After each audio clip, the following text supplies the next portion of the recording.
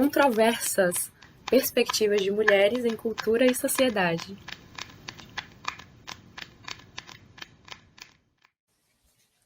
Olá, boa noite. Vamos iniciar mais um episódio do podcast das Controversas. Boa noite, Bia Mathieu. Boa noite, Isabela, tudo bem? Tudo bem? Vamos lá, boa noite, nosso público ouvinte. Quero saudar a todas, todes e todos, né, que estão aí ouvindo. A Controversas, né, Perspectiva de Mulheres em Cultura e Sociedade, é uma coletânea de ensaios que celebra a reunião de mulheres plurais, cuja potência está nas diferenças e perspectivas teóricas e metodológicas que cada uma vem desenvolvendo em suas pesquisas.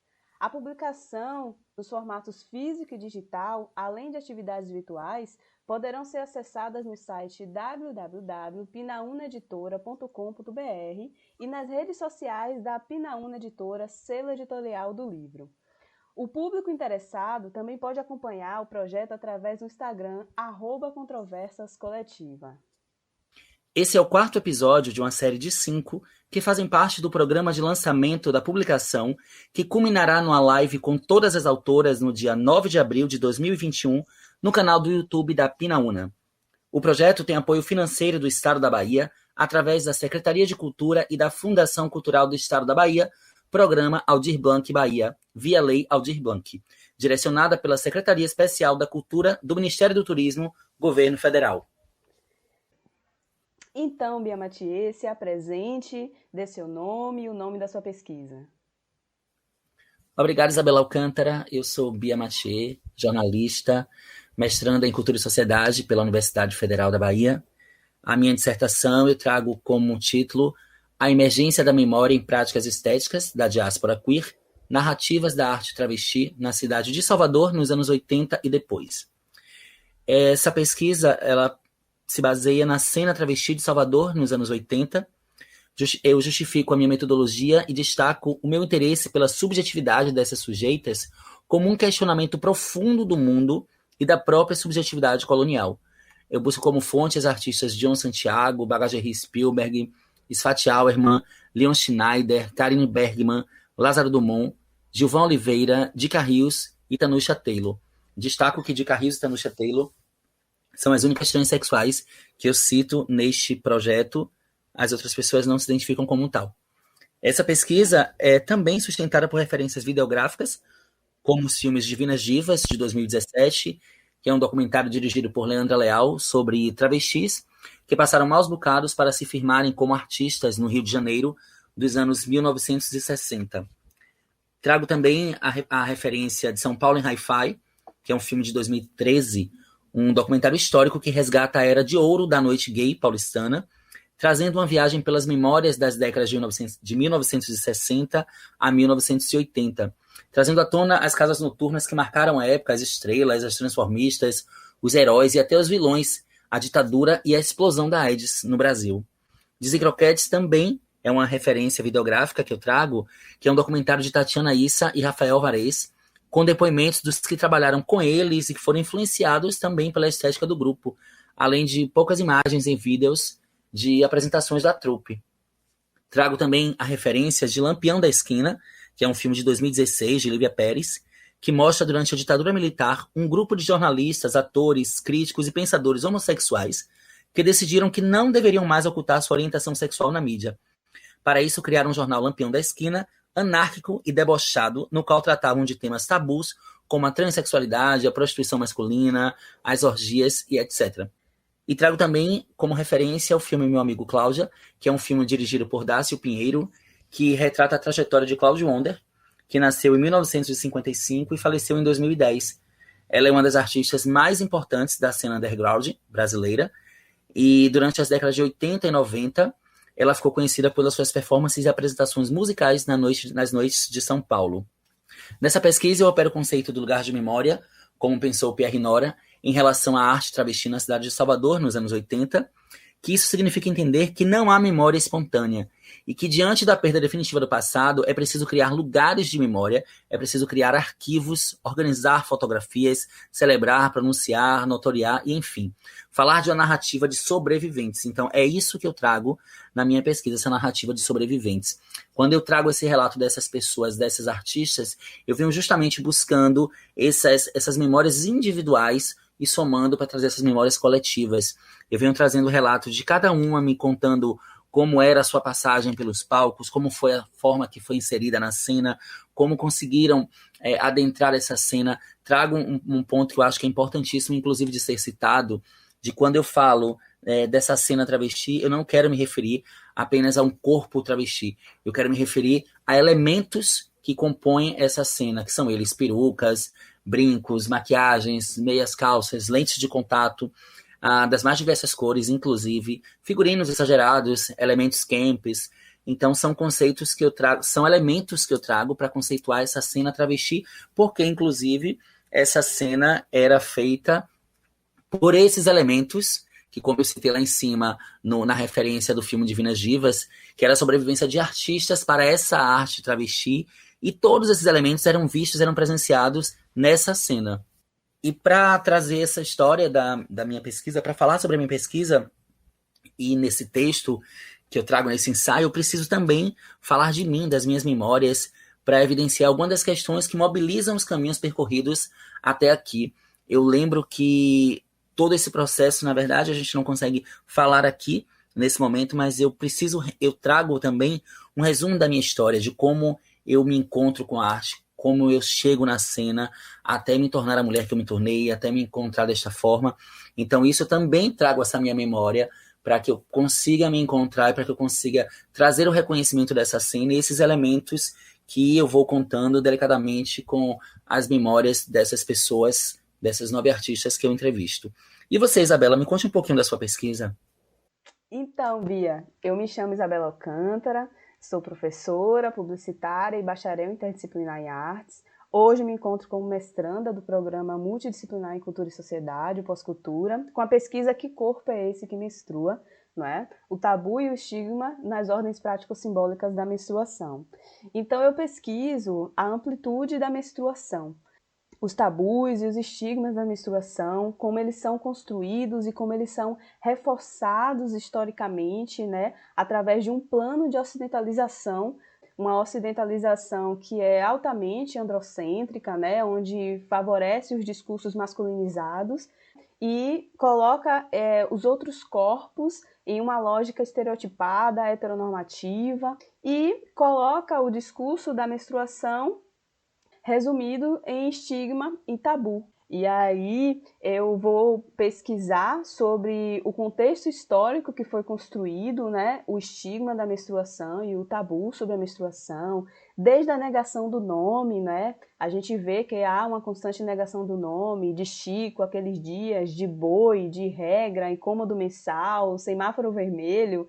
A gente vê uma tentativa de invisibilizar a temática e silenciar esses corpos que menstruam. E quando eu falo corpos, Bia, eu falo numa perspectiva onde eu não dirijo diretamente o discurso da minha pesquisa à ideia de que somente mulheres cis menstruam. Eu vou entender na minha pesquisa que existe uma diversidade de identidades de gênero, de corpos que menstruam, e que também esse discurso precisa ser amplificado para a experiência desses corpos. Eu não adentro todas as experiências, porque também são experiências que eu não alcanço, mas a minha tentativa é não invisibilizar esses corpos como eu tenho visto em muitas pesquisas que eu tenho adentrado. E a segunda etapa da minha pesquisa é uma análise de vídeos publicitários das 3 marcas mais fortes assim do Brasil, marcas de absorvente, e como essas marcas constroem um discurso do estigma e do tabu para vender seus absorventes, né? Trazendo o sangue azul, trazendo um estado essencialista desse corpo que menstrua, trazendo uma heteronormatividade para seus comerciais, trazendo uma cisgeneridade para os seus comerciais. E aí eu vou fazer essa análise desses vídeos, né, que vem desde 94 a 2019, assim, é uma análise bem genealógica a partir de lançamentos de pacotes de absorventes, de linhas de absorvente. E, por fim, eu vou buscar essas novas narrativas que vão sendo construídas em torno da menstruação a partir de uma perspectiva de combater o estigma e tabu e visibilizar a menstruação. Tentar entender esse movimento, entender essas narrativas, esses corpos, essas corpas que vêm buscando novas narrativas para entender e interpretar a menstruação e desvincular este tema do estigma e do tabu e da invisibilidade, do silenciamento. Dentro dessa perspectiva, eu trago um conceito que está sendo trabalhado por mim, né? Eu ainda estou em processo de construção, que é o conceito das memórias menstruais, justamente por perceber que toda vez que eu apresentava meu tema de pesquisa para alguém, eu percebi que o tema desperta memórias. Mesmo quem não vive a menstruação no seu corpo tem memórias relacionadas à menstruação, relacionadas à ideia de ir comprar um absorvente ou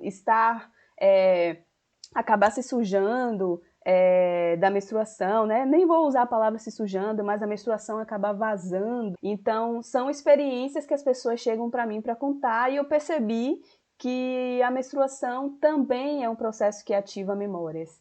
E dentro desse processo de ativação de memórias, eu trago o diário como esse método de trazer memórias à tona e eu poder dialogar com a revisão bibliográfica. E é isso, Bia. E é bem interessante, né, Bela, a gente ver dessa forma, porque acaba que as nossas pesquisas têm um certo encontro, né, quando a gente trata de memórias. Eu lembro que diversas vezes, embora eu não tenha ciclos menstruais, diversas vezes eu já comentei com você também sobre sua pesquisa, de alguma memória minha, de acontecimento com alguma amiga, ou presenciando comerciais, ou sempre que leio algo ou vejo algo sobre menstruação, vem você na cabeça, e esse processo de memória também é interessante, que você acaba trazendo as memórias individuais, né, a sua memória também, e as memórias coletivas.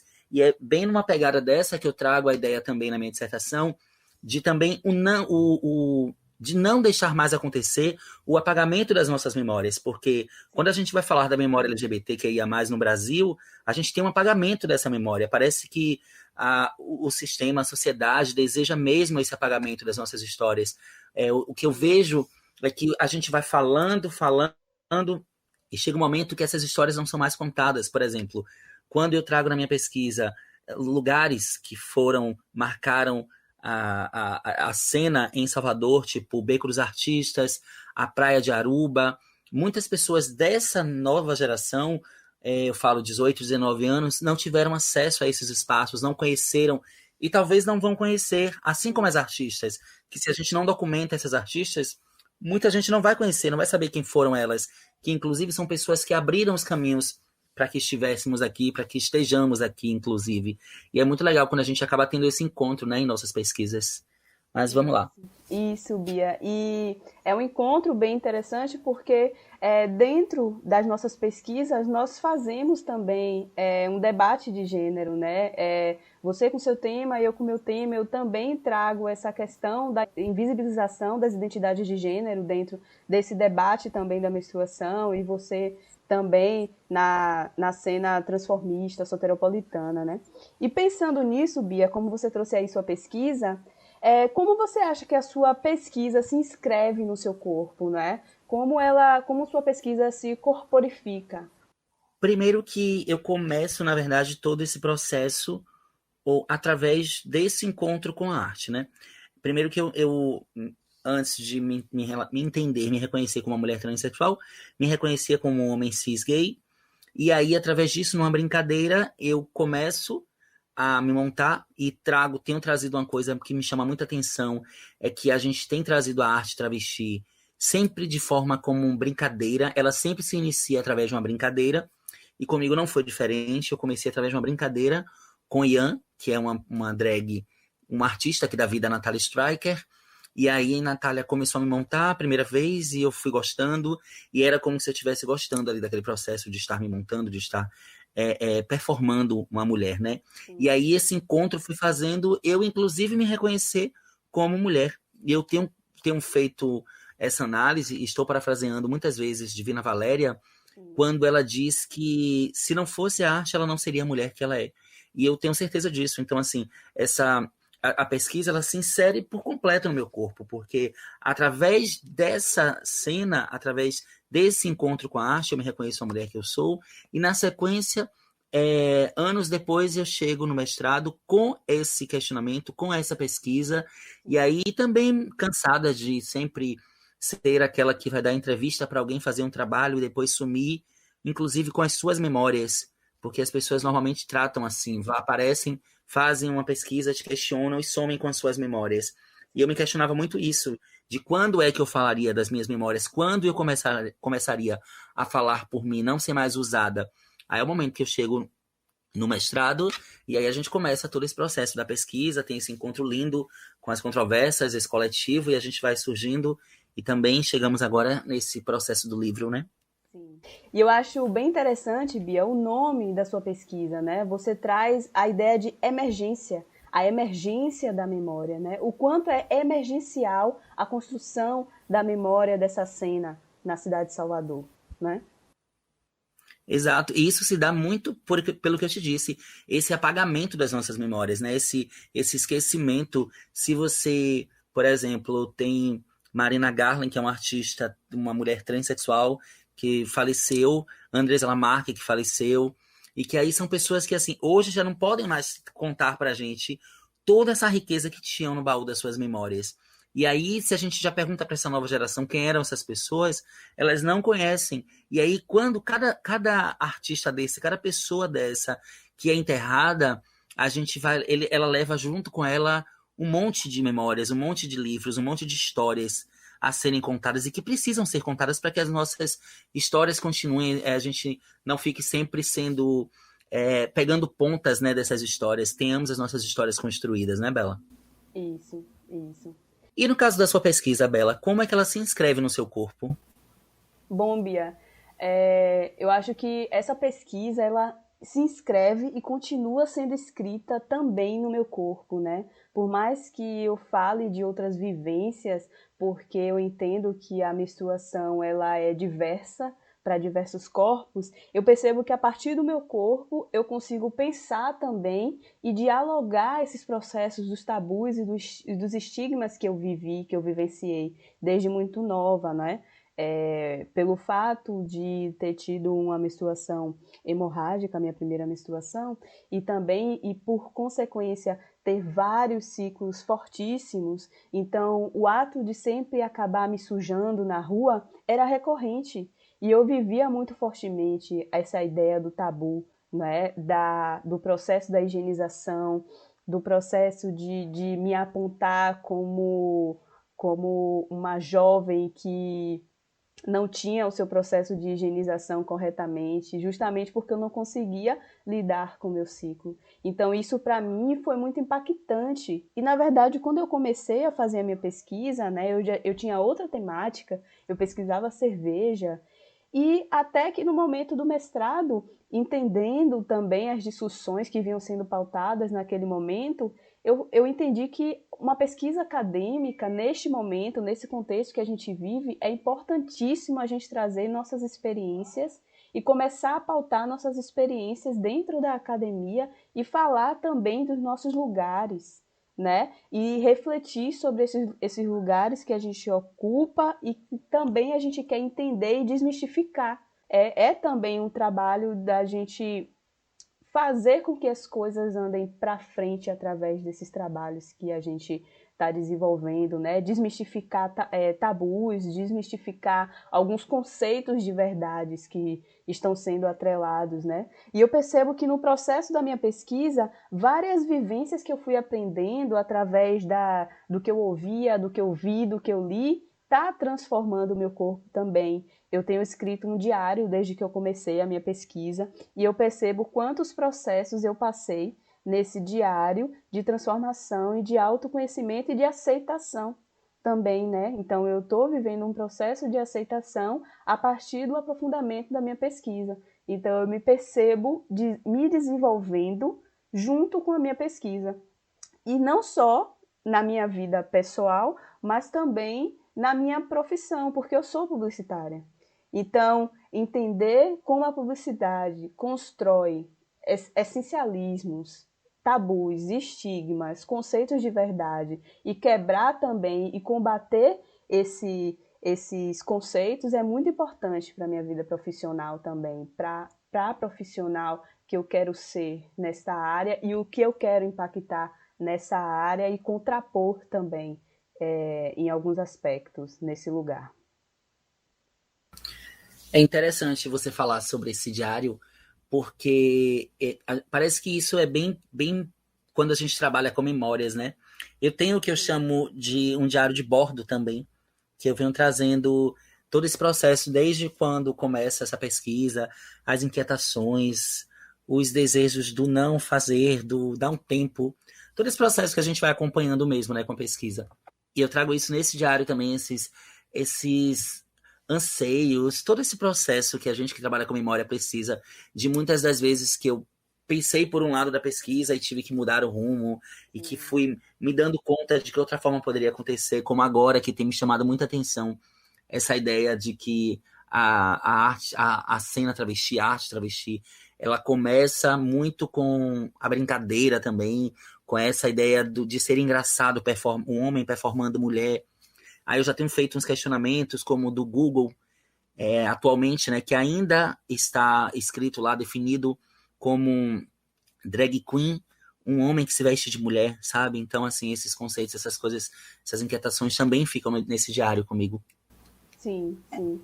E é bem interessante a gente estar fazendo essas discussões por eu também me desenvolver na arte drag e dialogar também, Bia, com alguns contextos assim que você traz na sua pesquisa e me interessar também pelas abordagens, né, que você traz na sua pesquisa. Isso é de bastante relevância para mim também. Essa memória que você vem construindo, a importância de eu entender essa memória para até eu chegar aqui e a minha drag se consolidar aqui. Existiu uma história, existiram pessoas que vieram antes, que construíram a cena na cidade e que faz a cena da cidade existir e ser forte, né? A cena da cidade de Salvador é uma cena forte. E interessante também quando eu trago alguns questionamentos aí já vem uma coisa que eu acho que vai ser mais para uma próxima pesquisa, que é quando a gente fala sobre essa questão, né, da mulher cis atuando como drag, que há muito ainda, eu sou muito questionada, inclusive, tipo, quando eu digo, mas aqui eu sou drag, aí dizem, não, mas você não é drag, você é trans. Eu falo, gente, calma, vamos explicar. Que ainda aqui no nosso meio, na nossa bolinha, tem esse pensamento de que a arte drag é a arte feita de um homem que se veste de mulher, né? E a gente invisibiliza as mulheres até nisso. E aí, a gente não, né? As outras pessoas, porque a gente não faz isso. E aí eu trago sempre essa memória quando me falam sobre isso. Eu digo, gente, mas é o que maravilha, já fazia drag década de 80. E é uma mulher cis. E que por muito tempo as pessoas não entendiam que ela era uma mulher cis.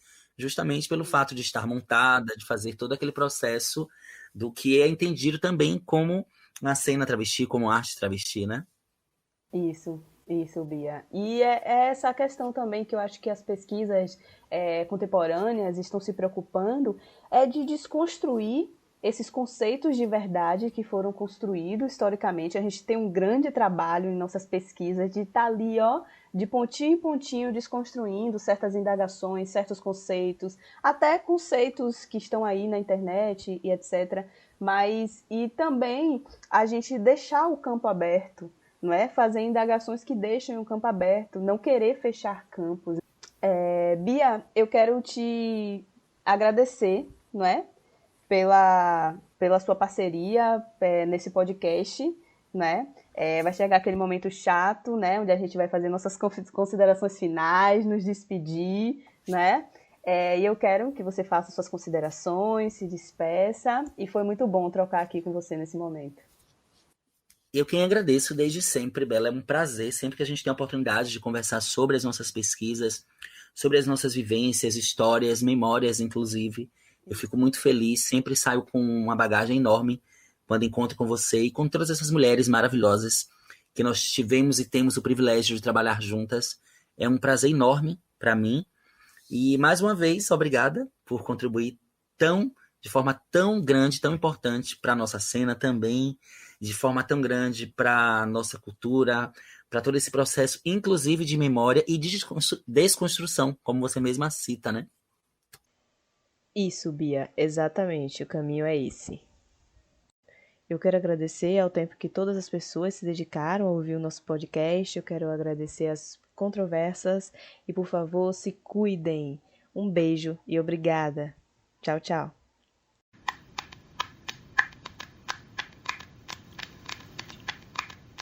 Controversas, perspectivas de mulheres em cultura e sociedade.